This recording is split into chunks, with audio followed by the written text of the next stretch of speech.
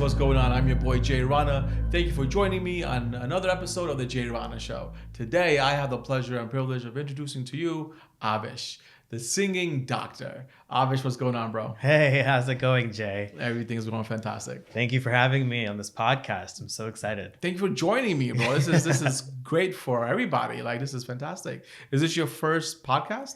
Yes, this actually is my first podcast and my first conversation in a very long time about anything that I do. So I'm very, very excited. Your first conversation about anything that you do?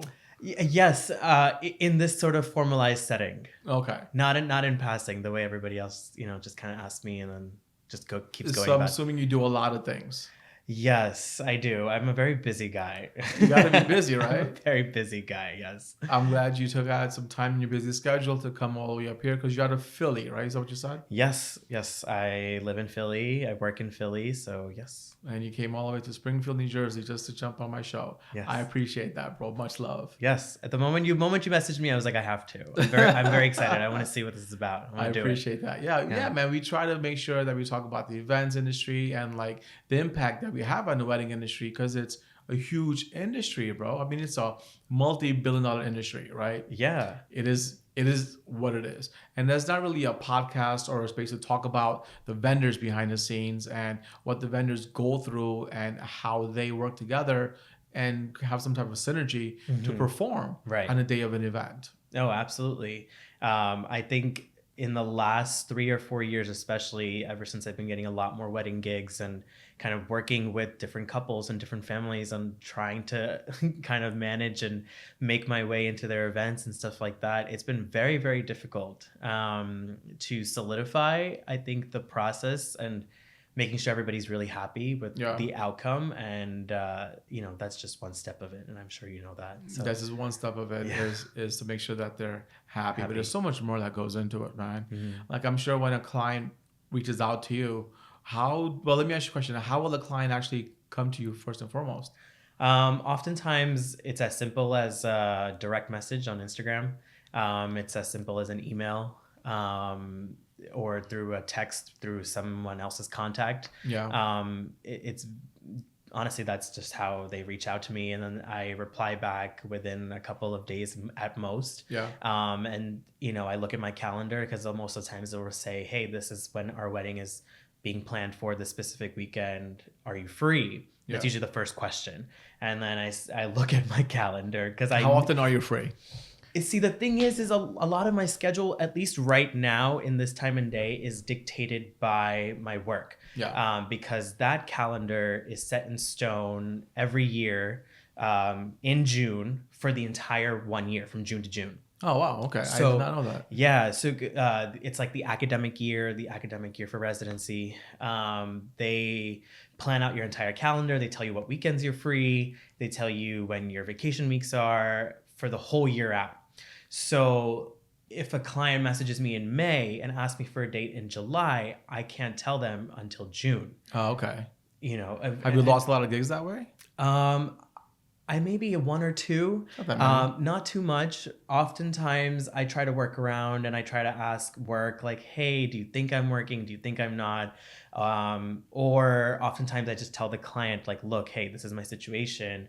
Yes, I'm a famous singer. I need time off to sing. God damn it. Oh my gosh. That's, yeah. I like trying to tell, telling work one thing is a whole different ballgame because they don't understand this side of me, this side of life. And I think that's just... Do they even know, like any of your colleagues? They know I sing. Okay. And I think because they follow my social media, they have started to understand what exactly it is I do and what my following is and all the work that I've done in the music industry, in the music space since I've been a kid. I think they've come to learn that in the last couple of years of working there. Were you reluctant on adding your colleagues on your IG page? Yes. Okay. Yes, definitely. I was too, that's why, because I used to do a lot of other things and I didn't want them to see that, okay, I'm also a DJ, I'm also a wedding planner, because I don't want them to ask me questions. Right. I think it's not, it's fine if they ask me questions. Yeah. I think it becomes a little bit of a problem when they start bringing it up at work Yeah. in front of other colleagues who maybe Sure. I'm not as close to or I'm not friends with, or in front of my boss or our Is program that frowned? directors or It's attending. not frowned on, is it? Like, how dare you have a personal life? I think it's not about being frowned upon. I think it's just that medicine has this notion that it's stereotypical or historical, whatever word you want to use, that people who are in medicine tend to just have medicine as their life. Yeah. And I have made it to a point always, ever since I was like a 4-year-old kid, that would not be the case. That would just be a part of my life. It would not be my entire identity. Okay. And I think I am the only one in my program, at least, or in a lot of people that I know, that, I have an entire sort of alter ego and an entire personality to me outside of medicine. And so it becomes difficult then when everyone else sees that, oh, this is what I'm kind of doing on my free time. This is what I'm doing on my weekends. This is what I'm doing in the evenings. And then still coming back to work the next morning, I think it becomes a little bit of a point of contention for them. Okay. And I've had some sort of situations happen at work, but that's for work to handle. And That's work for it to another deal with. conversation later on. Yeah, a little later on. Too early for this. Too early for this. I can definitely understand that. How long have you been singing? I've been singing since I was probably 3 or 4 years old. Wow. Yeah. How old are you now, if you don't mind me asking? 27. Okay, very cool. 27. Music runs in my mom's side of the family. Oh, yeah? Yes. So my mom sang, her brother sang, so my uncle, and then my grandparents sang as well. Oh, wow, it goes down that far. Yeah, huh? my nanny was she got her degree in music in India, and then my nana was a Qawwali singer, played the violin. Oh, wow. My nanny played the harmonium. She started teaching also She when was she born came into here. this. Yeah, and then my mom and my uncle sang, and then my mom made it a point that music was a part of mine and my sister's life as well. So. Okay, so then as a singer, Yeah. like that was your first passion, I want to say, right? Yes. So what led you to go down the road of science? I think what led me down the road of science was that I needed to do more. I wanted to do everything. Okay. I still have that sort of thing inside me where I want to do everything. Ambition is always a good thing. I think I've always been very, very ambitious. Okay. Ambition can be overwhelming. Sure. But It's a drug. Yes. But I think that I was really into school. I was very into academics as well. And since I think in high school, I kind of realized that I needed both. Okay. One could not be fueled without the other. One was very, very to the point, cerebral, intellectual, More structure. yeah. And then the other one was more functional, more creative, more elaborative. Also cerebral, but I think just very, very, very artistic and very open-minded. That's cool. And it fed every part of my personality that I needed it to. Gotcha. So that's two parts of your personality. Yeah. Is there a third coming up? Like, do you feel like you want to do a little bit more? I think right now I'm pretty good. You're content where you are? I'm content where I am. I still do have ambition to do more. Yeah. I mean, as a kid, I was a dancer as well. I trained in Kathak for 5-6 years. I did Bollywood dancing, and then in college I was on a fusion dance team. Nice. I was all Bhangra, Bollywood, and I was on that for 4 or 5 years. Impressive. I used to be a radio jockey on EBC Radio here in Edison. So this is not your first time behind a mic. No. That's why I said it was a very long time that I've been in front of this sort of situation. But I used to be a radio jockey. I was actually EBC Radio's first child RJ. Oh, what's up? Nice. When I was 6 years old. So I did that from age 6 to age 8. And then I went back in high school, did it from like 14 to 17, something like that. And then I used to do some like little TV snippets here and there for TV Asia in high school as well. So I've dabbled in quite a lot. I can see that. But I think right now I'm very content with my full-time two professions. That's what's up, man. Congratulations on all your success. I'm Thank sure you. there's so much more to come. You mentioned something about working as behind the scenes at ABC. Yes, that was a venture I took on just about a little over 8 months ago now. How was that? Incredible. It was actually an opportunity I got through my residency, and Nice. then I started working basically with ABC News as a medical journalist, as a sort of resident doctor, working for them, doing research and reporting, and then sort of building scripts and pitches for Nice. the producers of Good Morning America and ABC News. And if it got approved, then we'd get to help and assist with some of the script writing and editing, and then see that segment air. I think we were in the studio at the same time. Yes, we were. I remember you messaging me. I was in that studio too. Yes, I it was that on same month I had just started. Yeah, that And I was like, wild, wow, right? you're here too. That's amazing. Yeah, I was there on the Chairman Hall show. Yes. That was a good experience on my end. That was the first time on national TV. I think that being in that studio was just a whole different ball game. I was so excited to be there. I was like a little I thought it squirrel. was going to be like one particular place, but the studio is huge. Massive. They took me to this one particular room. We went down the back rows, the warehouse area where there were building stages. Went upstairs. They took my COVID test. They brought me back downstairs to the other studio, the live studio, and they mic'd me up. And I was just like, this is really happening? This is really happening? And it was really happening. It was really happening. I remember walking up when I got told that, oh, like one of your segments got approved to be on Good Morning America. You can go on Friday morning and watch them tape it. And I was like, whoa, that's crazy. That's like huge, all right? that's Because, huge. like, That's all my research, Yeah. all the reporting. That was my pitch that I had to work on to get it approved, and by producers of GMA. Is it competitive though? Like, are you the only person as an advisor, or are there more people like There's yourself? more people. I think every month they kind of rotate between a bunch of different doctors, whoever Okay. can come into New York City and stay there for a while. Okay. So at the time there was only 4 of us, kind of just go running through different stories and seeing what is newsworthy at the time. And I'm not there right now, but I can still work remotely for them and find stories and do pitches. So I try to find time here and there to do that for them. Okay. I will be going back in October again, in person, but right now I'm working remotely and just seeing what can be pitched and what can't. That's what's up, man. There's Yeah. a lot of behind the scenes. So from doing weddings, we met at a birthday party. Yes, it was a birthday party. That was 2 years ago. It was one of your friends who hired you. Yes. You met her at college. I want to say, I forget her name. Don't mention her name on the podcast, but I forget her name. Yeah. If you probably remember, you do. I do. It was for her parents' anniversary party, Yes. Her right? Parents. It was in anniversary PA. party. Yes. It was in PA. So, and that's where I first met you. Yeah. And I was like, there's a singer here. Oh, well, I didn't know about the singer at all, because usually I would know. Like, Right. Jay, we have a singer. He's going to need this, and that.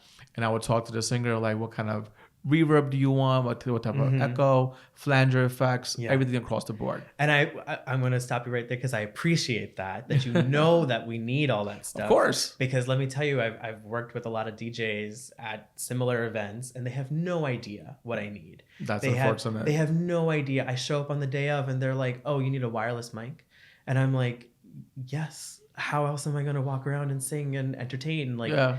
also, why don't you already have that in general? Like that seems like a very basic thing to have. So yes, I appreciate that you are. I mean, you've been in the business for way too long. I've been in it, But- I've been in it for a minute. Yeah. I worked with my fair share of singers who actually taught me these things. Yeah. I mean, I'm not gonna sit here and tell you like I knew it from day one, because you don't, right? Right. You just know, listen, there's gonna be a singer, and you learn. Yeah. And I learned over the course of my career what reverb was, and the right mixer, and the right echo and flanger effects, and all these different things, and what a singer really needs, and like all that good stuff. You were also on stage at a big show. Yes. I've been doing stage shows also since I was 5. Really?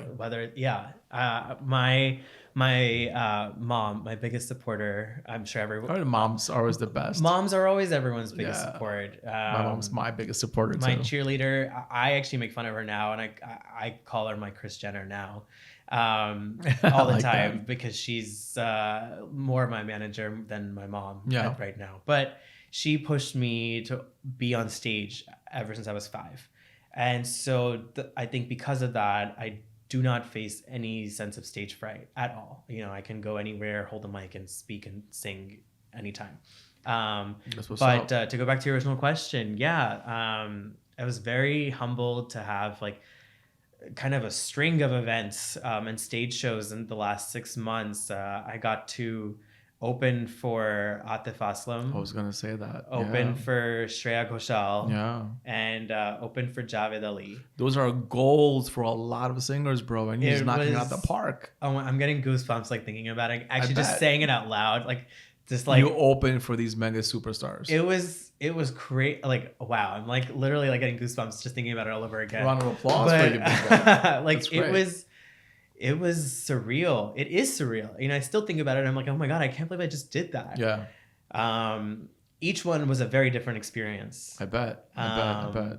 I think my favorite and my best one was probably opening for Atif. Yeah. It was so just chaotic, running behind the scenes. I was actually working, actually backtrack. That was, I think Saturday the 13th was the show. Okay. Friday, I was working an 18-hour shift in the hospital. Mm-hmm. And then Saturday morning, I had committed to another gig months before at the restaurant.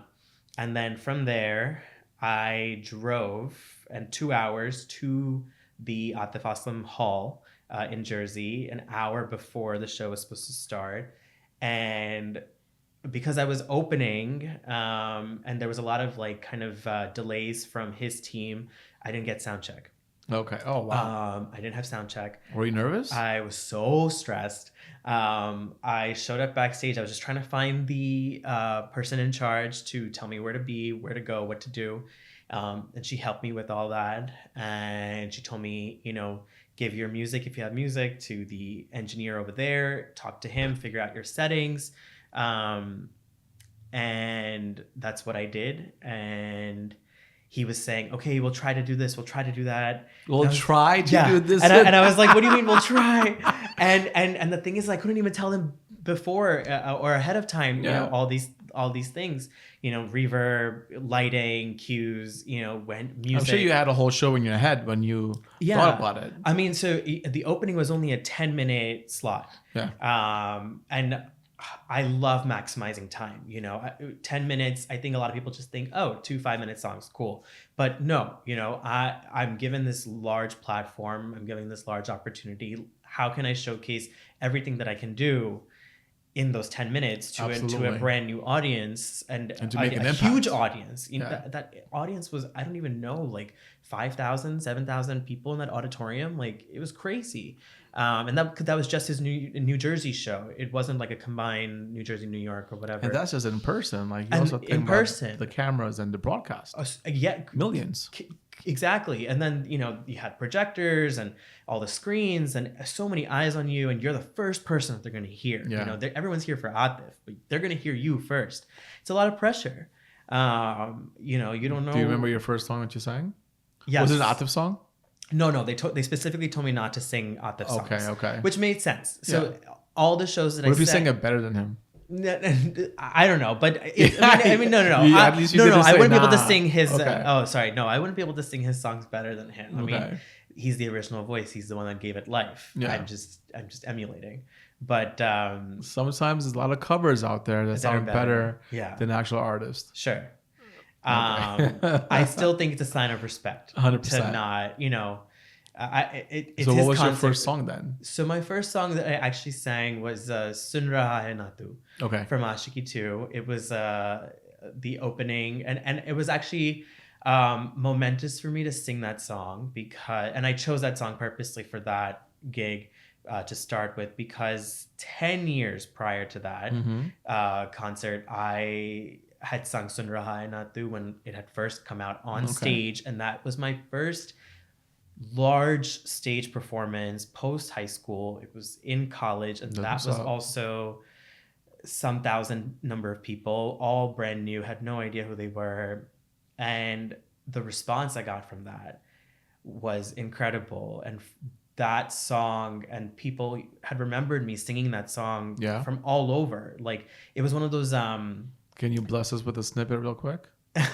yeah, okay, let me I want to try. put you on the spot, but fuck it, why not? All right. मंजिलें रुस्वा है, खोया है रास्ता, आए ले जाए इतनी सी इल्तिजा, ये मेरी जमानत है, तू मेरी अमानत है, हाँ,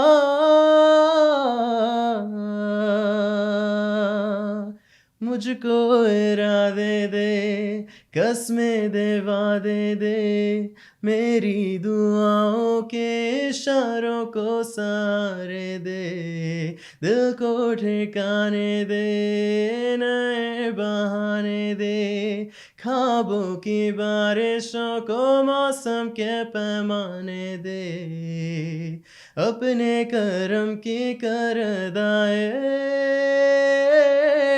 कर दे इधर भी तूने गाए, सुन रहा है ना तू. Bro, stop it. Wow. Wow is the only word I got for you, dude.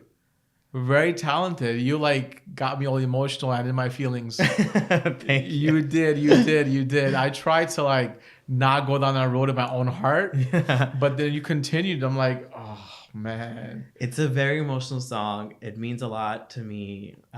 Thank you. It means a lot to me, and it was a song. It just came out that year. Yeah. But then what it did for me was it changed everyone's views on like how I sing and who I am and what I can do. And I got so many more invites to sing on stage after that, and they were huge events. Is it because it's such an emotional song? I don't. Maybe it was an emotional song. Maybe it was a song everybody knew and loved at the time. And your but range I think also, right? Huh? And your range also. Yes. I think now I'm at a point where I can say that I have a very large range. Okay. I can go low. I can sing high. And that song showcased my range. So it was just such a perfect song. And the way I think about it now was not how I thought about it back then. Okay. Back then I was just like, oh, great song, favorite song right now. Let me just sing this right now. Okay. And it has like that long intro note in the beginning that you hold out, and and so I was so happy to sing it again after 10 years. Yeah. I had not sung it on stage after that time. And I wanted to bring it back and sing it for this concert because it just felt like such a full circle moment where I had progressed so much in 10 years to the point where I'm opening up for Atif Aslam. And so it was kind of like an ode to my inner self that I'm singing this song again. Absolutely, man. Good job. Congratulations on all your success. That's just fantastic. Yeah. Thank you. There's a lot of I've had the pleasure of working with a lot of singers, right? And honestly, they sound different when they're singing flat versus on a mic when there's a lot of engineering behind it, right? So when I put you on a spot, I clearly put you on a spot. Right Yeah, you did. I did not know when I was coming. Yeah, I clearly put you on the spot. I'm like, you want to sing a snippet? And you killed it. No engineering whatsoever. Yeah. Kudos to you. You're a very talented person, bro. Thank you. That's fantastic. It means a lot. Thank you, man. Going into singing and performing on stage, and like, I'm sure you have stories for days, right? I have so many stories. I think about one day writing a book, genuinely, because I just have so many stories. And get a ghostwriter. Somebody, if you're out there and you're listening to this, like, please, I want to write this. This is a new venture in my head where one day, I genuinely want to sit and write a book about every little story, because people think that going up on stage is so easy, but they don't realize that all the background work and the feelings and the emotions and the other people around and the technical aspects is all a story itself. And it's all different from the previous stage performance or the next stage performance. It's different than when you're shooting for a music video. That alone has like 100 different stories. Yeah. You know, just the process of becoming a singer and training, you know, that is its own story. How was your own training though? Like it was all like you said that you already caught the music bug. It was built into your family, right? Yeah. And then like every day, I'm sure there was some type of training coming home from school. You're singing with your mom. You're singing with your nanny. Yeah. Well, it was see this. I guess this is where the story comes in. Yes, it runs my mom's side of the family. I was so passionate about it that I did not want to give it up. But the training period was very hard. Everything worthwhile is hard, right? Yeah. My mom really pushed and advocated for me to sing. I kind of started the preface by saying just like, you know, they appreciate it now, but at the time, my dad and dad's side of the family were very against music. Sure. They didn't like the fact that I was singing or dancing or spending so much time on it. You know, they used to make a lot of like negative comments. Did they say it's not going to put food on the table? It wasn't even that. I don't think that was the phrase I heard. It was always like, you know, things in Hindi, just like, oh, like tansen banega and like all this stuff, like just very negative things. Sure. And, you know, and I heard that for years. I heard that probably all the way up until med school. That's not too far away. That was, yeah, you're right. That was when I said that, I realized that wasn't far away. It's only 4 or 5 years ago. How do you deal with that, or how have you dealt with it? I'm sure it took a toll. It did, very much so. It was very, very, very difficult, you know, to know that like half your side of your family is very disapproving of something that you love so much. Yeah. And the other side is pushing you towards it.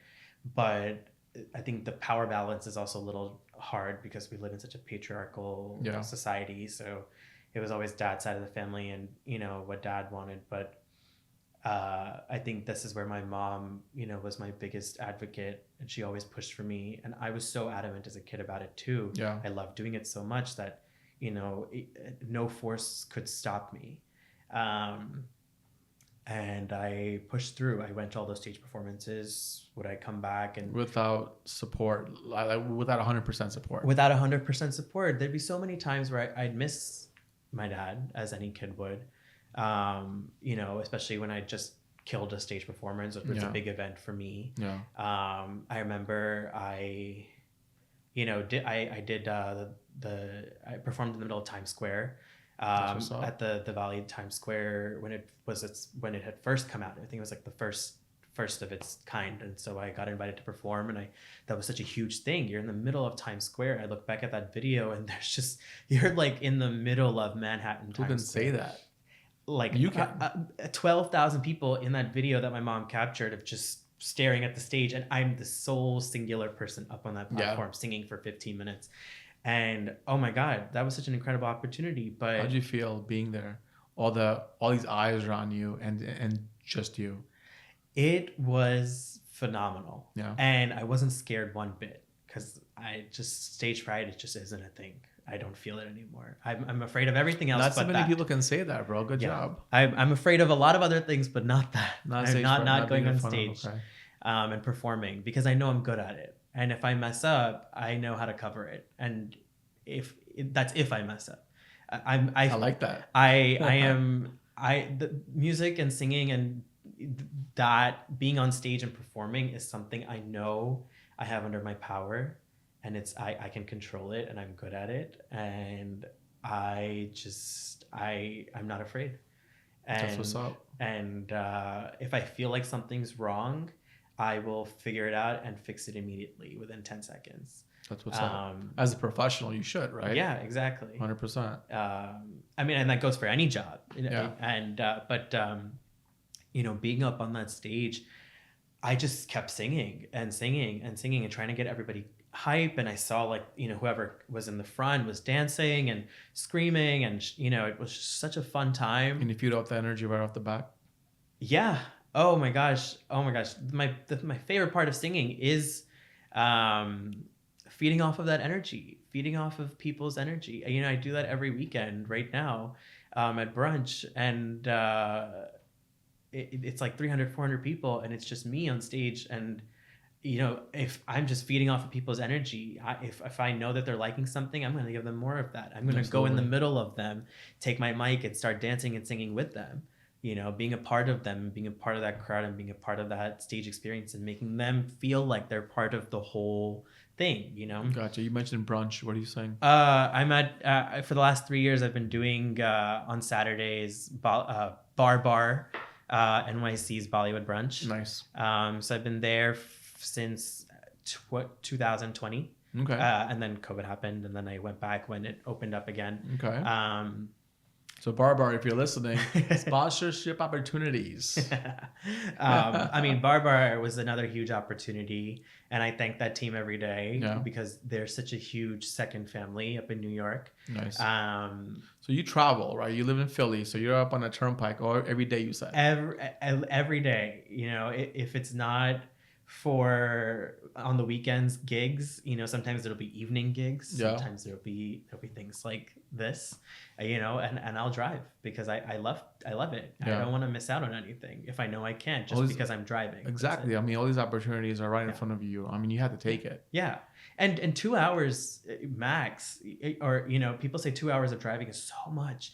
And I'm like, it's really not. Like, and in those 2 hours of driving, you know, you can still get things done. Yeah.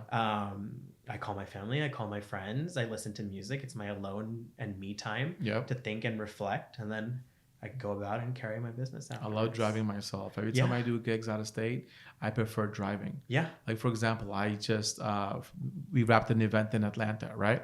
I set my team down. They flew in. I drove in. I like my alone time. Yeah. I like my alone time. I'm thinking, I have my own thoughts to myself. The windows are open. The music is on. Yeah. And it's the best feeling because I get into my own, like, creative zone at that point. What do you listen to? A lot of different things. I'm a big hip hop fan myself. Okay. You know, I'm an 80s baby. Yeah. You know, I like all the 90s stuff, but I'm a big hip hop head. Sure. You know, just the way I am. I mean, it goes into my whole mindset as an entrepreneur, about the hustle, about the grind, about being nitty and gritty with it, right? That's just me. You know, I do have a Bollywood flair, right? I love Amitabh Bachchan. Yeah. You know, Juma, all that, all day. One of my first movies I've seen was Hum, right? The movie Hum. Yeah. And the reason I remember it is because I saw it with my parents. It was me, my mom and dad, and my sisters. The 6 of us. I got 3 little sisters. Oh, wow. I'm the eldest. Okay. The 6 of us sitting in front of our TV with the big back, right? We just moved to Piscataway at this point. There's no furniture. All we had was the old TV from the apartment, and we played Hum. Amazing. And such a formative experience. Yeah, it is. Yeah. And I wouldn't share that for the world. Like I wouldn't, like, you know, miss that for the world. But I had my dad with me at that point, right? Which is great. You mentioned before that you didn't get your dad's support, right? Half your family was like, yo, what are you doing? How do you deal with that? Because I dealt with it too. And I'm sure as a vendor in the wedding industry itself, we always deal with some family, some friends saying, this is not going to pay off. Why are you wasting your time? Yeah. Like all these negative remarks. You got to deal with it. I mean, we deal with it all the time, you know? I know a lot of my colleagues, my ex-colleagues, who actually, they were fantastic at what they were doing, but didn't have the support from their friends and their family, that they quit. And they went the route that they didn't want to go down, grabbing that 9 to 5, and now they're miserable. And I talked to them, you know, like, have you ever missed it? Like, we miss it all the time. Right. So why'd you, like, leave? Well, we left because of, I was told this and I was told that. Right. So there's always some type of regret. And the ones that are still in it, I'm in it. I've been in it for a long time. I'm going to continue to be in it because I constantly reinvent myself, because you got to be relevant. Like, there's different ways. This podcast is huge for that. Being in the South Asian industry, you know, especially in the wedding industry. Like, how do you deal with that? It is very, very difficult. You know, there are a lot of days where I cried, I screamed, I shouted. A lot of times where I had to give in, I had to give up. It was hard. Because we're human, right? Yeah. Like, I can't sit here and say that I was Superman all those times. Yeah. And same with my mom. I can't say she was, I mean, she was, yes, 100% my advocate, but, she's also a mom. She's Yeah. also human. And there were days where we were just like, okay, we'll just give up this one gig, if it's going to make everybody happy and not have a fight in the house one day. That's unfortunate. And it was a lot of stuff. Extended family would also feed in from that, uncles, aunts, just Do you think they fed into it because of your reaction? Like, if you didn't react a certain way, do you think they would have fed into it or not? No, I think they just were, and maybe this is me now reflecting back on it. I think that they are all just part of such a different generation. Yeah. That they do not grasp the concept that somebody can do something else. Yeah. That you don't need to just do one thing. That in order to do medicine, you don't just have to sit locked in your room and study. You do not have to be in front of a book. You don't, need to be studying all the time. And that was the life that they all led. They were all my uncles and aunts are older than my dad. My dad was the youngest. Yeah. And, him and my mom are also, age-wise, maybe 4 years apart, but very generationally and culturally different. They're from 2 different states in India. And so, just their upbringing and everything was so different, right? Where one family is all music related and the other family is very, very academically instituted. And also, not to say that my mom's side isn't. My grandfather is an ophthalmologist, and he was, the first one to get a PhD in ophthalmology in India. Nice. And so, it just reflects that it's just how someone's upbringing was and how their perception and thoughts are, and that's me reflecting now that. I think maybe this is just me cutting them some slack now at this point because I don't. Do you want to cut them some slack? I think it's the only way that I can make peace with it because I won't be able to move forward or be content with my own life right now if I don't make peace with that past. Okay. Right? Like, that was there. It happened. It was there for a very, very long time. Sounds like it was a big part of your life. It was a big part of my life. It made a big impact. It had a huge impact in my life. And the thing is, it wasn't even just my dad and his side of the family. And also, I want to say that my dad is very supportive now. Yeah. And I had this conversation with him where I was like, why weren't you supportive back then when I needed the support through the journey? You're seeing the end result now and you're happy because I'm successful and you're happy I can make a life now and I can feed myself and all that stuff. And I think that was just him being a dad. Yeah. Right. But I think the disrespect came from everybody else more so. But it wasn't just there. I still face it sometimes with a lot of my colleagues and coworkers. I had an ex that I was in a very serious relationship with who was also very anti me doing music while I was studying medicine. Because of I need to sit and study. Okay. Versus not her being able to see that, I can manage my time. I can do it all. It's fine. You know how to multitask. Yeah, I can multitask. Like, I don't have to sit for 12 hours and study. First of all, I can't. I physically can't. I don't think anybody should. There are thousands of people who can do that, but I can't do that. I can only sit for 2 hours max, and I need to be moving. But there's a science behind that as well, right? Like how long you can sit and also retain all the information that you have. Exactly. And I passed. I did everything. I made it through med school. I'm in residency. I'm finishing residency in 1 more year, and then then I'll work. But I think there was just always somebody to say something, right? It's the age-old saying, like, what will people say? People always have something to say. Very Desi. It's very Indian of us. Very, very, very Desi. And even though I was born and raised here, my surroundings, I was actually the first American in my family. Everybody else was not. And Yeah. so everybody else had an opinion about this, Everyone's pursuit always towards gonna have an passion. opinion, bro. I mean, everyone's gonna have Yeah. something to say because they can't do it themselves. Yeah. Yeah. I mean, you have to understand too, right? They can't do it themselves, so they can't put themselves in your shoes. How can they possibly? And the first thought is, how can he possibly do this? Yeah. We were given the same opportunities, I want to say, Mhm. but he took that opportunity and did something with it. Yeah. It's true. It's true. I hate thinking about it like that because I think everybody has their own path and daily struggles Sure. and life and things to deal with, and I think that everybody should be given that sort of credibility and grace. I'm a big believer in God's plan. Yeah. I'm a big believer in my own path and my own particular journey I'm on. Yeah. And to each their own, right? Having support is huge, especially at a young age, right? Even as an adult.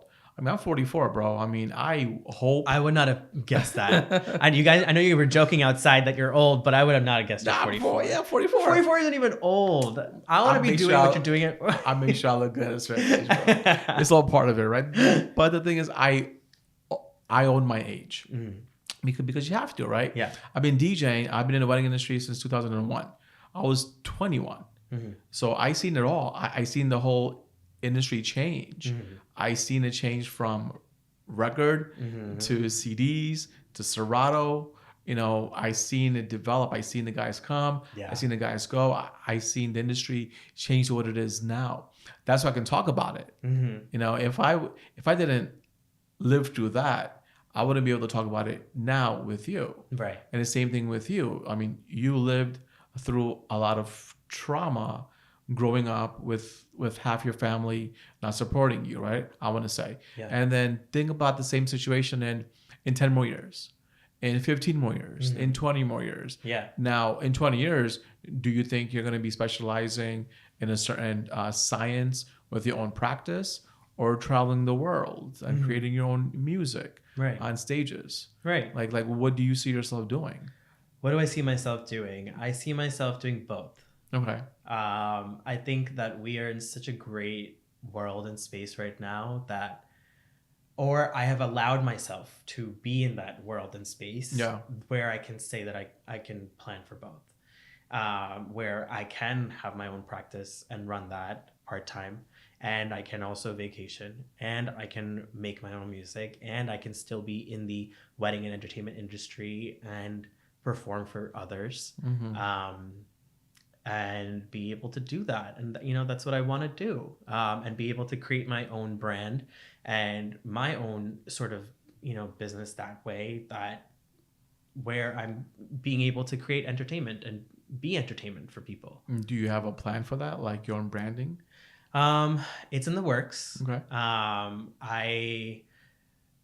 So the tag musical Avish, which is like right now just like my usernames and stuff like that. But that's a dope tag. That tag was created by my mom as a Facebook page when Facebook was the thing. Okay. And I was like, are you saying that Facebook is not a thing anymore? I don't know. I'm still on Facebook. Okay. And IG and TikTok. Well, IG and TikTok, I use IG more. I think I use Facebook, but I think different demographics. Different demographic. Yeah.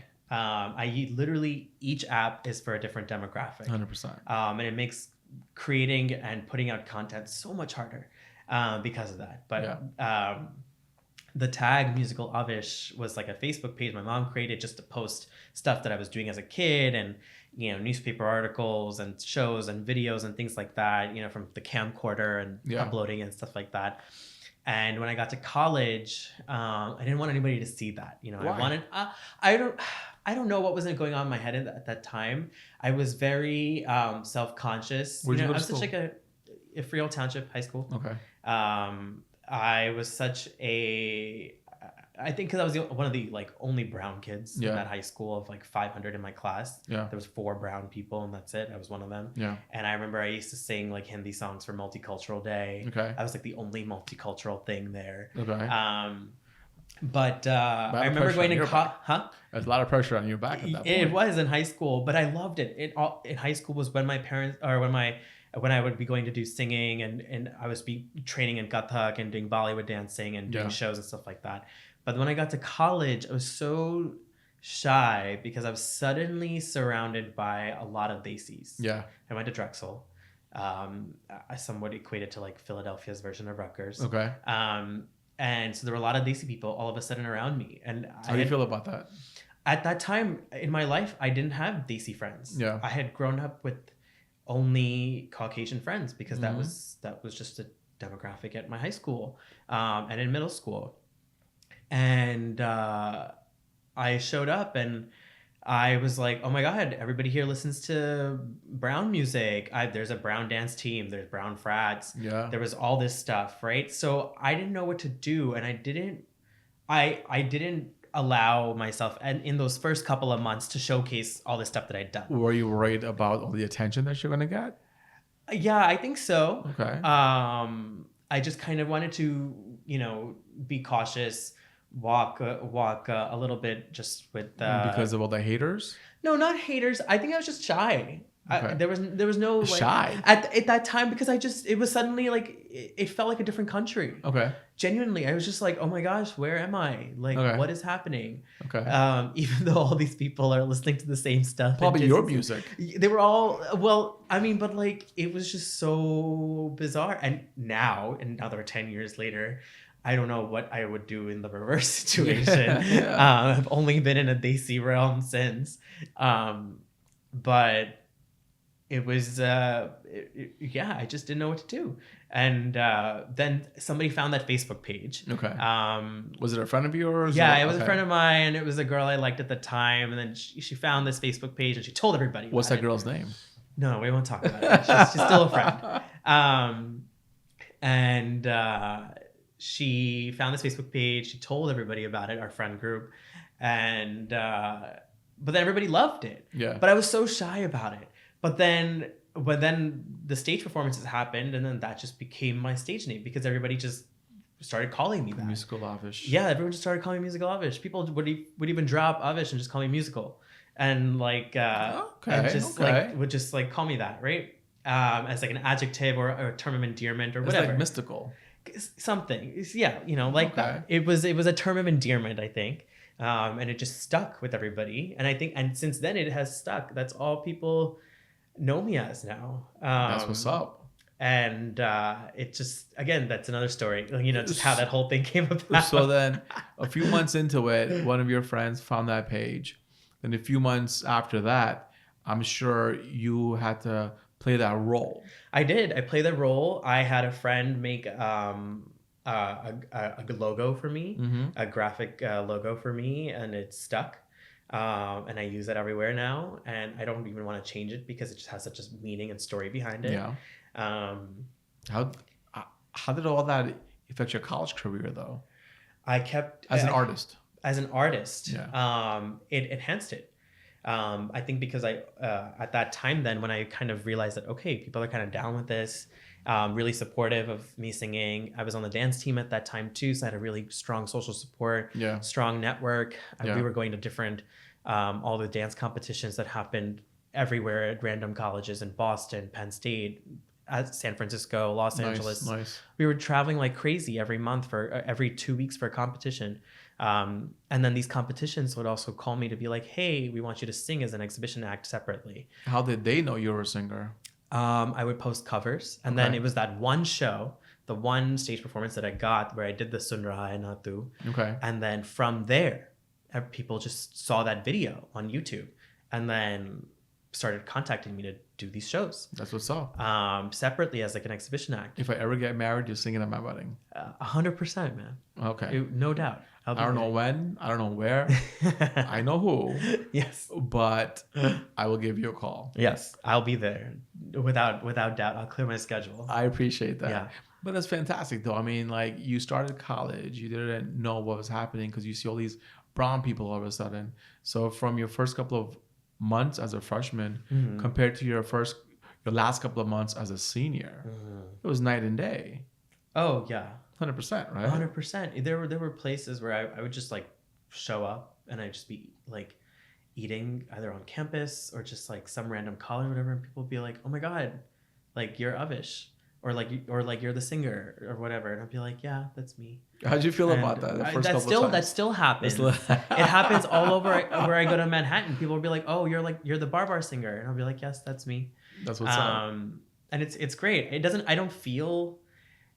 I'm so used to it. Okay. So I don't feel anything Yeah. now. I think in the beginning I used to feel weird. I used to be like, "Oh, is this like my identity? Is this like, Mhm. like, is this good? Is this bad? I don't know." Um, The first couple of but times that happened to me, I was taken back. I didn't know how to handle it. Like, is this real? Is this a joke? Is this a joke? Am I being punked over here? yeah, Right. And then once it happens more often, then it's a sense of responsibility, yeah, because they recognize you because of something positive. right. Right. And it feels you, and it's so humbling. Like Yeah. everything that I just described to you has been so humbling and just so like heartwarming, and just makes me feel so good about like what I'm doing.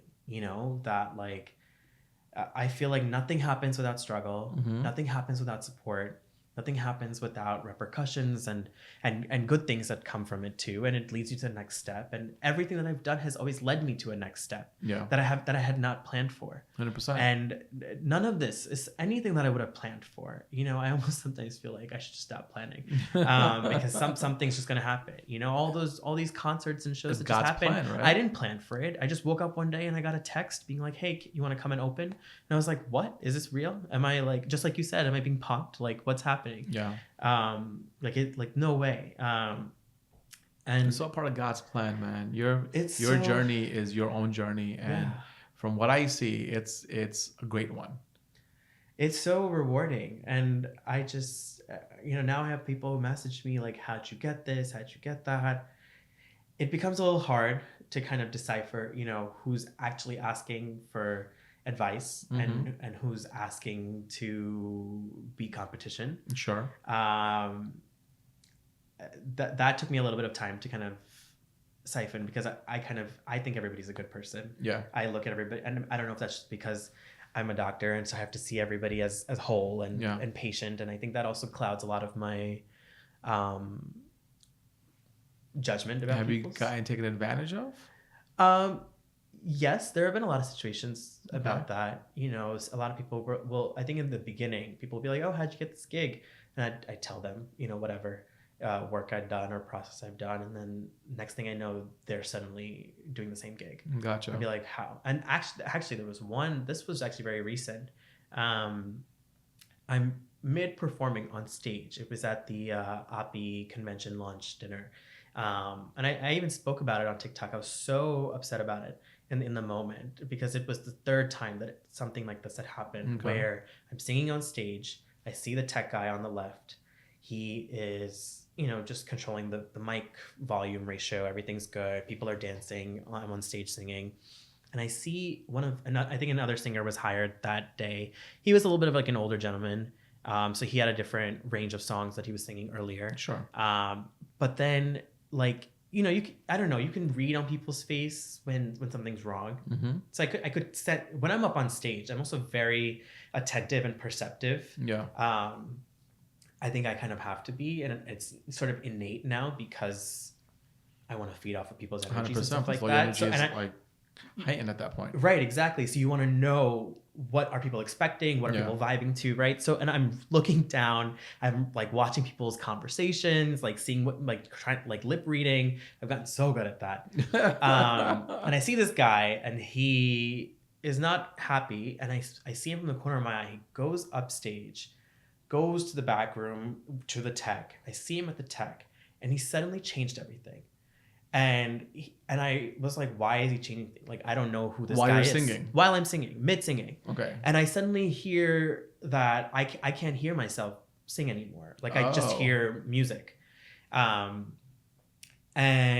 luckily there was like a little break, like musical interlude between a couple of songs. So I quickly ran, and I was like, what just happened to the tech guy? He's like, oh, that guy said you wanted to change things. I was like, no, I didn't. Like, I don't know who this guy is. He just You never seen him before. Never seen him before. Never interacted with him. I just knew he was another singer. Just came up and about. So he sabotaged your set. 100%. Just came up, changed mic ratio, music ratio, like volume, like everything, to the point where people couldn't even hear me. My parents were in the audience. They were like, why can't we hear you anymore? Yeah. I was like, I don't know. I've just been up here singing. That sucks, bro. And this is like this was in March, April of just this year. This was like the third or fourth time this situation's happened. With all different singers, though. Mm-hmm.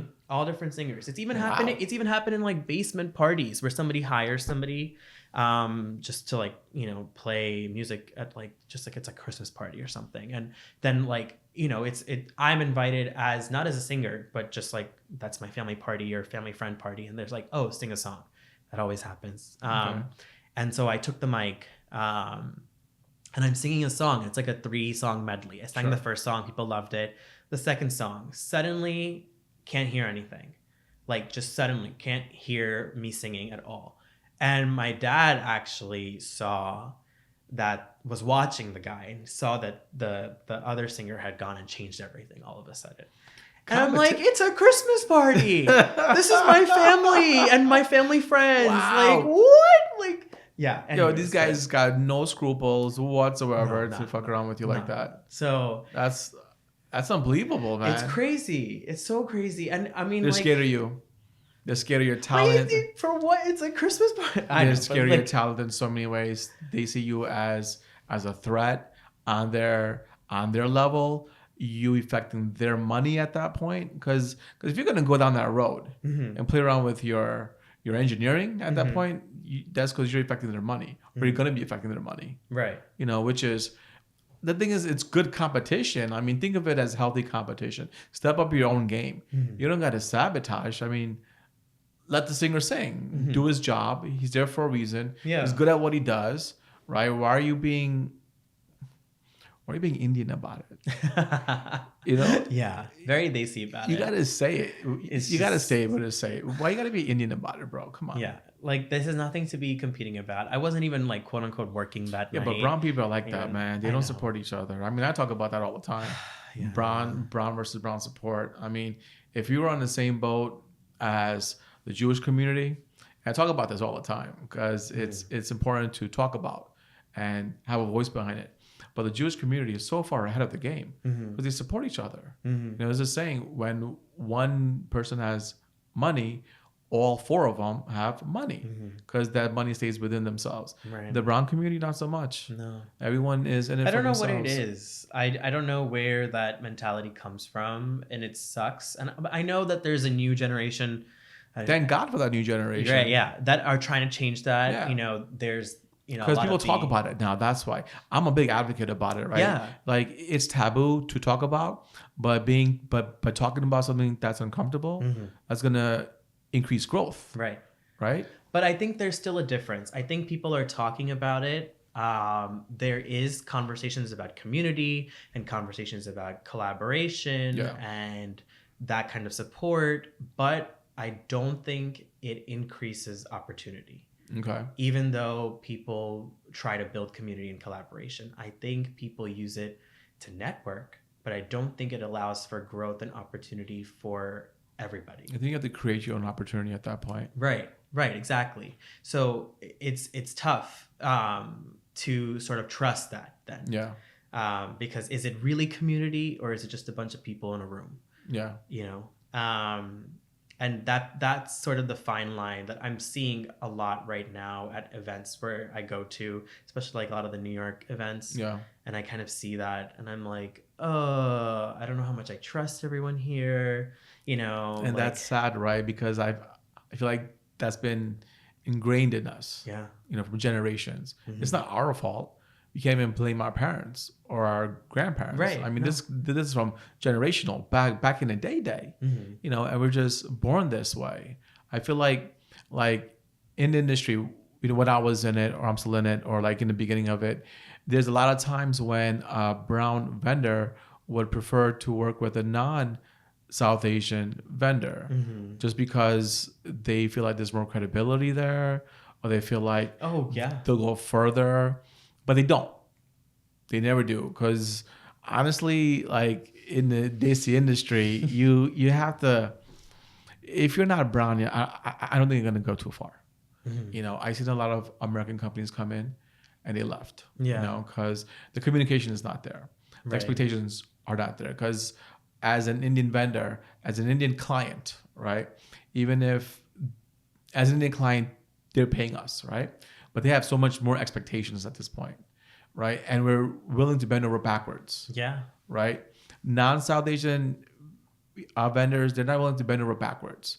Like, well, you paid me for a job, I fulfilled the job, and that's it. Mhm. It's black and white. There's no gray areas. Mhm. With brown folks, there's nothing but gray areas. Yeah, I know. But I will say that with a lot of the families and the couples and that have hired me as a vendor to either sing at their sangeet or mehndi or whatever, I have been so understanding Yeah. and appreciative of my work and what I have brought to their event. Um, and it has allowed me to do more, because I know that they're so grateful for that they're especially, flying me out, or especially like, allowing me to be a part of their special celebration for 100%. those a couple of hours, as separate from the DJ or the other music. Well, you're a luxury Entertainers. item. Huh? You're a luxury item. Yeah. Oh, I never thought about it that You're way. a luxury But item. yeah, I guess Like you have to basically. understand that. As a photographer, you gotta have a photographer. Yeah. You gotta have decor. You gotta have food. Right. You gotta have a DJ. Yeah. You gotta have your mehndi done, right? Do I want a professional singer there Yeah. to entertain my clients? It's a luxury. You're a luxury item, and I hope you're positioning yourself that way. Okay, because the sky's the limit at that point. Mhm. Because you look at a Rolls Royce, you won't see them advertising at all, Right. or a Lamborghini. You won't see them advertising, Yeah. but you'll see a Camry. Yeah. You know what I'm saying? Yeah. You'll see a Honda commercial every 10 seconds. Hmm. Because that's not a luxury item. You, my friend, are a luxury item. Congratulations on that. Thank you. That's a. I'm thinking. Let it sink in. Let it sink Yeah, in. I'm letting it sink in because I've never phrased it that way. You never seen Um, yourself as the luxury item? I mean, I've never just used that term, Okay. and I think that term adds a lot of weight. All It of a does. sudden, There's a lot of value to a that. lot of value to that. Yeah. And I've always seen the value especially when someone's like, yeah, we'll fly out, yeah, we'll give you whatever, Mhm. we'll let you stay for the night or whatever, things like that. But I've never seen it as just that tag, that luxury tag. Now you just increase your value. So add another zero Yeah. at the end of that price tag. Yeah, right. You'll be happy. It's like having a celebrity MC on site. Mhm. Like your DJ MC company is going to be able to take care of everything from A to Z. But then when you hire a Mhm. celebrity MC, I myself come off as that, right? Because Mhm. they'll hire me in addition to the regular entertainment company. Right. And I would come on and I would do my show, perform, and that comes with a price tag. You know what I'm saying? And No, of that's you. course. You come with a price tag. Of course. And, I think everybody in the beginning always has their fair share of doing things without a price tag. Yeah. Because also it's very common. How many in our- free parties have you done? Very common in our desi, this is where I'll say people get a little desi. Yeah. And even today, people, after all the work that I've done, still say, oh, we just want you to come and sing without anything. And, in this day and age, after, like, think about it, like, after everything I just explained to you and more, Mm-hmm. Someone's still saying, come and sing for our part to our event for free. That's not the right client for you. Yeah, no. And I am now in such a position now Yeah. where I feel okay saying no, because at the end of the day, it's like you said, it's my resource, it's my energy, it's my talent, it's my efforts. If somebody's inviting me to come and sing for 1 or 2 hours in their event, there's a lot for that 1 to 2 hours. Yeah. First of all, I'm singing nonstop, Mm-hmm. which is something I've sort of coined and specialized in. I don't like taking breaks. I have trained my voice and stamina to sing to max 3 to 4 hours straight. And your breathing as well. That's all And my part of breathing it. is fine. I hit all the notes. I don't falter, in that, if I have to take a one song pause, I'll do that, but that's it. And I'm walking around, I'm dancing with people, I make it that those 2 hours are extremely energetic at that party, whatever party it is. And then to curate those songs, it's not like I'm having a DJ in the back, live mix. I think I've done that once or twice, but it's a lot to plan for me ahead of time with my other schedules. So I try to limit that as much as I can. I try to just curate my tracks and music accordingly and build it to what I know the audience will be like, and hype them up to that. And that curation takes time too. That knowing that all that knowledge of those songs, and I don't read. I have it all memorized. Nice. I even when I do the 3-4 hour sets at Bar, I don't look at lyrics. Is that common? No, right? No. I've seen a lot of singers who look at their phone, look at their iPad, have a laptop on side. I don't like doing that. I think it deters from a performance. I think it looks bad. Okay.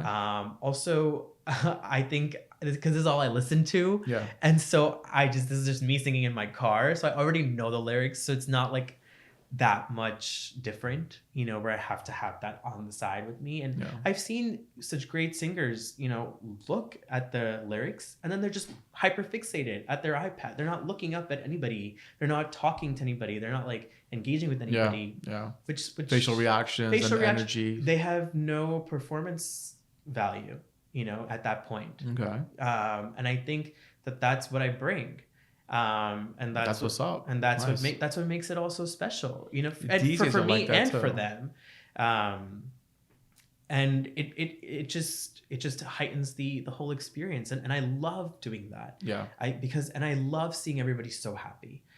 When they're happy, I know I'm happy. And I do it from the goodness of my heart because I love it so much. And I'm so passionate about this that I want to do such a good job. And I want to make sure everything is teed up to the way I imagine it and like it to be. And as a perfectionist. As a perfectionist and as a professional and as someone who's so passionate about the whole thing. I want it to be such a good time for everybody. I literally even write it in my contract. I'm like, my goal is for everyone to have a great time. Nice. Like that's there. Like that's the last bullet line. That's like, your mission statement. That's the mission. Like I want, that's what you're signing for. You're signing for a great time.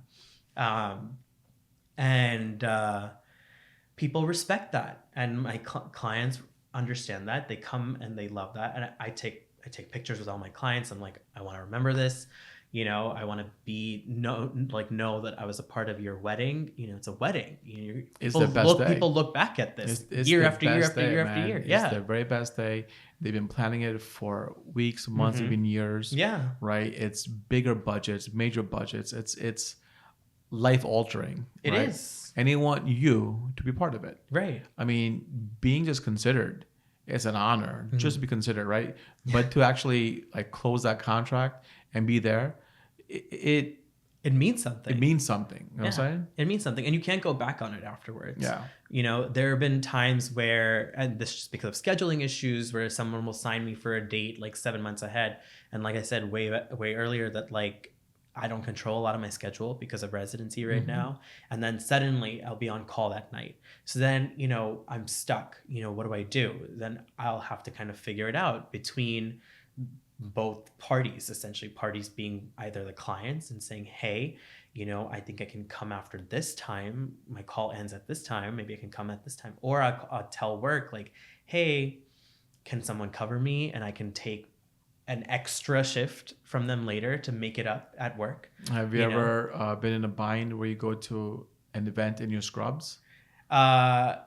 Actually, yeah, just a couple of weeks ago. Shut up, really? Just a couple. I just made that shit up, bro. No. I've never performed in my scrubs. That would have been. But I've shown up in my scrubs. I'm Okay. like, I literally just finished my shift. Yeah.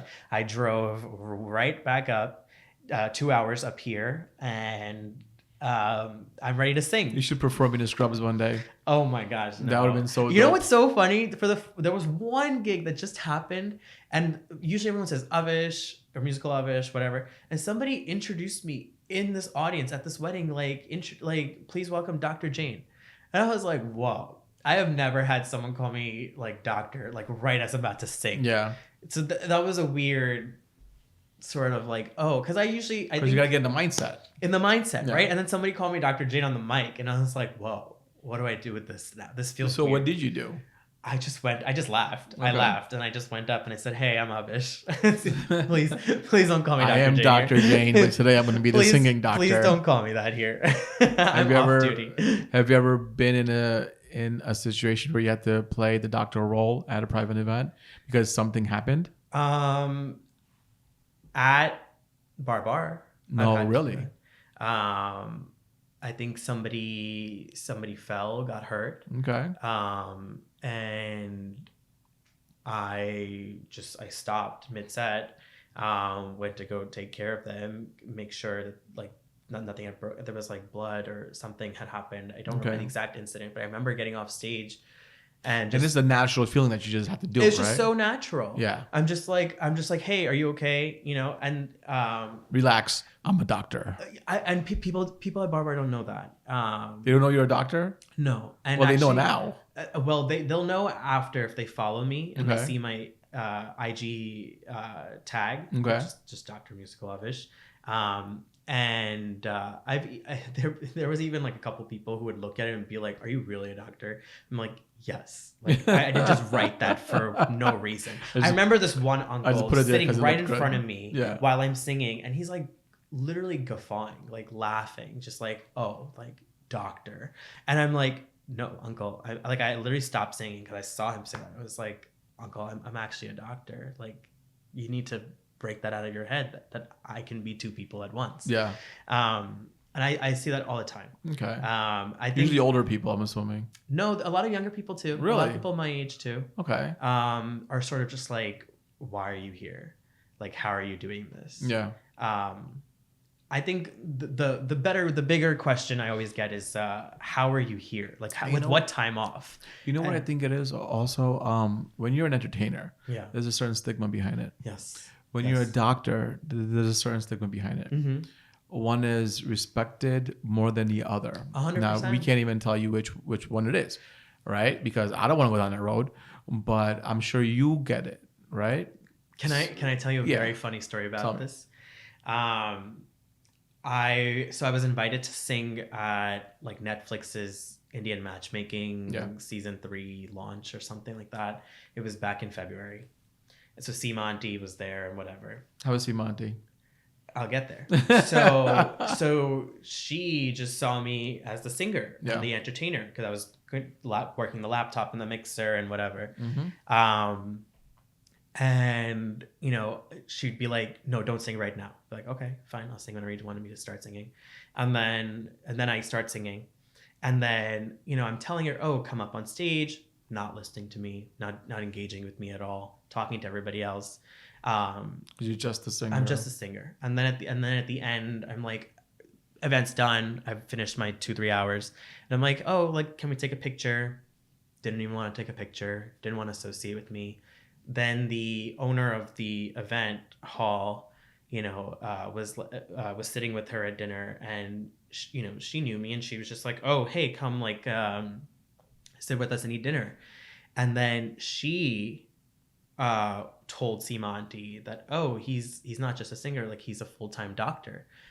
Oh my God, the way her aura and perception, and suddenly she's talking to me, she's engaging in conversation with me, she's looking out, like the facial expression, bro, changed dramatically, because now I'm not just the entertainer or just a singer that, you know, can just like, you can just disrespect, basically, which sucks. Why do you think that is, though, man? That shit happens too many times. You know, as a DJ, as an event planner, as a host, as a singer, as a dole player, as a saxophone player, whatever whatever talent you have, you're just looked at a certain way. You're looked at a certain way, and I think every time I go to these events, That's why I make it a point not to tell them I'm a doctor, because I like to analyze and see how people truly are. Yeah. Are they respectful of what I'm doing right now, or are they just respecting my other title that has nothing to do with this? Yeah. You know, I even did an event for a doctor's party. Mm-hmm. Okay, it was an oppie event, but it was like on a boat. Okay. And I was just there as a singer. I wasn't there as a doctor. It was Gotcha. all these older doctors doing some boat party. It's like 300 of them. Yeah. And I'm singing, I'm getting everybody hype and whatever. And then the DJ took it upon himself to say, oh, he's also a resident. Oh my gosh, people looked at me suddenly so differently. Yeah. People were actually coming up to me like, oh, where do you work? What do you do?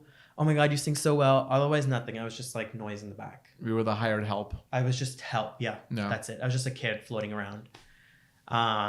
It's common. It happens way too often. Way too often. There were times I'm doing a wedding, Yeah. and like when I'm doing a wedding, right? I'm gonna be dressed up a certain way, or like what I'm like.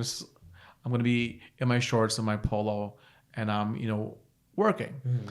I'm looked at a certain way. But as soon as I put on my suit, right? As soon as I jump on the mic, everything changes. Yeah. It becomes more of an authority figure, Right. During the reception, before the doors even open, you're looked at a certain way. But at the end of the night, those same people that were looking you a certain way are hugging you and kissing you at the end of the night. Let me take a selfie, blah, blah, blah. It just changes a little bit, right? Mm-hmm. Because they see that talent. They see what you're offering, the value is over there, right? Now with you, when they see that you're a doctor, that's a lot of value. Mm-hmm. You know what I'm saying? Mm-hmm. Like coming in from as a singer to now as the singing doctor. Yeah. I mean, you could probably add 2 more zeros to that. You know what's the best part I've heard? Best sentence I've heard from What's that? somebody that you're a doctor. Like, why do we have to pay you? Shut up. Deadass. You should be like, you should pay me more. they're like you don't need this money. You have money otherwise. First of all, if anybody really knows what a resident salary is, you need money. You guys need a lot more money. I was just like, what am I supposed to do with this information? Like, what do we do with this information? Like, okay, so great. I'm not gonna get paid. Solid. Well, I'm not gonna get a tip from you guys. Yeah. I'm not coming back here. That's for sure. No, I get it. That's crazy though, man. Like the value changes, right? I'm sure you see it all the time. It is, and it sucks that there's so much disrespect because we work hard. Yeah. We work harder. 100%. I mean, fine, medicine you people face too, but this is a little different because there's a different level of expectation. Mm-hmm. And people, for whatever reason, think that they own you because you're providing them a service. Because they're paying you. Right. Yeah. But they don't realize the work behind it, all the years of training behind it, 100%. the brain power, the energy, the talent, the ability, the capabilities, everything, the handiwork, the physical work, all that behind the scenes to make your event running and smoothly. 100%. And to have that be so disrespected and be so commonly disrespected sucks. I can keep sharing random stories. That's a whole new episode. That's a whole new episode. Yeah. We're gonna work on a panel. We're gonna call it the something. I'm gonna come up with something, but it's gonna be stories. Yeah. Of being disrespected as an entertainer and what their expectations are. Yeah. And all these things because it's unfair. Yeah. I mean, it really isn't unfair. I mean, if you got to think about it, all the work and time you put into your craft, right? Yeah. I get asked all the time, Jay, can you get me a dole player? I'm like, sure, no problem. Yeah. It's going to be X amount. And oh, why? They're just playing the dole. I'm like, well, I don't know how to play a dole. Do you? Yeah. And the answer is always no. Well, that's why you're paying them right. an X amount. So forth and so on. But you're just talking on the mic. Well, that's great. Can you talk on the mic for 300 people and entertain them? No. That's what you're paying. Can you sing? No. I always ask the same question to that client. Can you do it? If you could do it, then why are you on the phone with me? Right. No, 100%. You know what I'm saying? 100%. And it shuts them up Yeah. all the time. I just like to educate my clients, educate them on why they're paying me, why they're paying you, why they're going out of their Why way. is there a need? There you go. Why is there a need for It's this? not a want. It's Yeah. a need. There you In go. these events, just like you said, there are basic things and services and people that you need to have. Absolutely. And why are you calling for one? Because you need them. There you go. Unless you have someone in your family who is one and can do it, you have to reach out and get a vendor and 100%. get somebody. And like, it just, people don't realize that. I was just recently singing somewhere, and in the middle of my set, I was at Bar. I was singing in the middle of the set, and people come up and request songs. Great, awesome. I'm sure as a DJ you have your fair share of song requests and things like that, right? And sometimes you're like, I don't know if I can get to it. I don't know if I can do it. I'm in the middle of like this set or whatever. I'm not fully open format, but I have sets, random sets that I just sometimes, I can mix and match or insert random songs if I know it. And I'll say, if I know it, sure, 100%, I'll add it in, not a problem. I remember that day, it was like a giant group of like 30, 40, it was like a huge Punjabi crew. And they were like, and a couple people came up and said, hey, can you do like Punjabi songs? I was like, yeah, not a problem. Let me finish this set of like 2-3 songs. Or maybe it's 4 or 5, and I'll start, not a problem. And then they didn't even let me finish those 5 songs. Every song, somebody different from that party kept coming up while I'm mid singing, right? I'm not just playing it, like I'm just mid singing. Yeah. And they're like in my ear, like telling me Punjabi, the next person, Punjabi, next.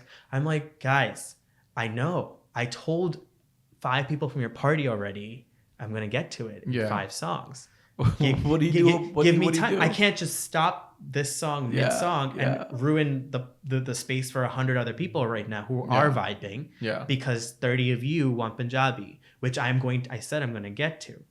And then I got to a point where then they started yelling and shouting at me while I'm mid-singing. And I had to call the bouncers. I had to call the owner and be like, I need you to intervene here because this is getting aggressive. Yeah. They're shouting at me while I'm mid-singing. Yeah. And there's 100 other people here who are trying to have a good time too. Were they escorted out? They were threatened to be escorted out. Okay. Which led to whole other problems. But then, they just sat down. They do know it's a privilege to be there, right? Huh?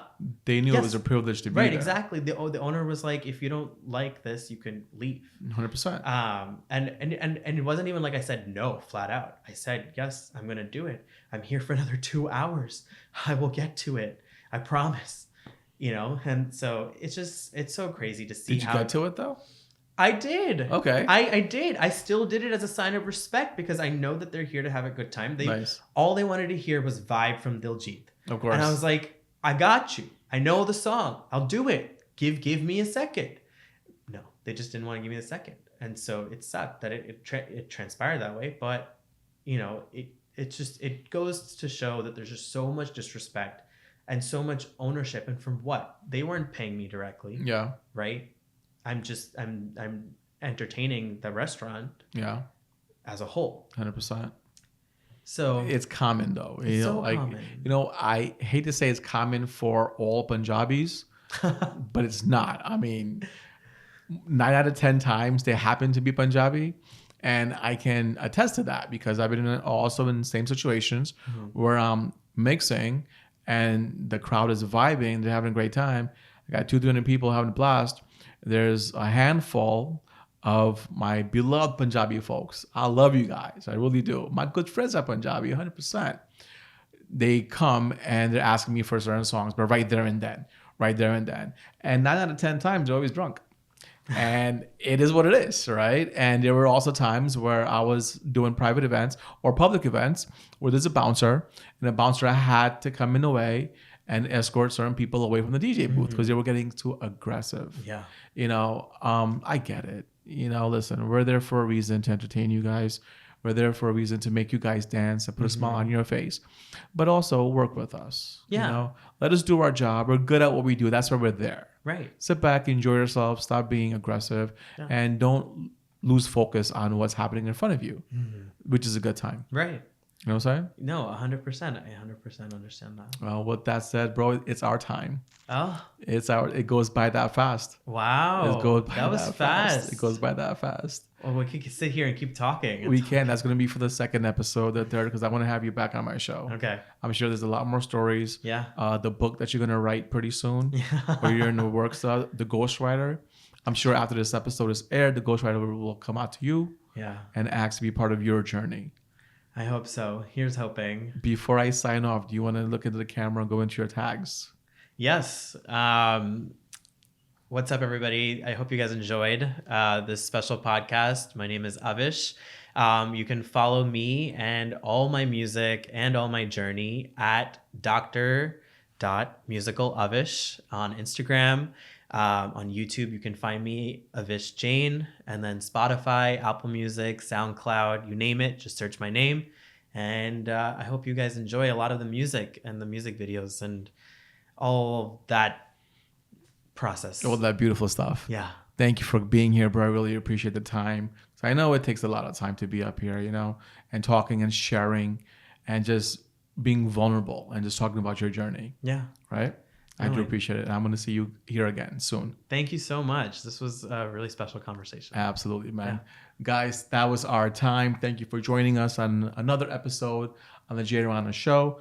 If you haven't already, subscribe, follow, comment. And as always, I'll see you on my dance floor. Peace.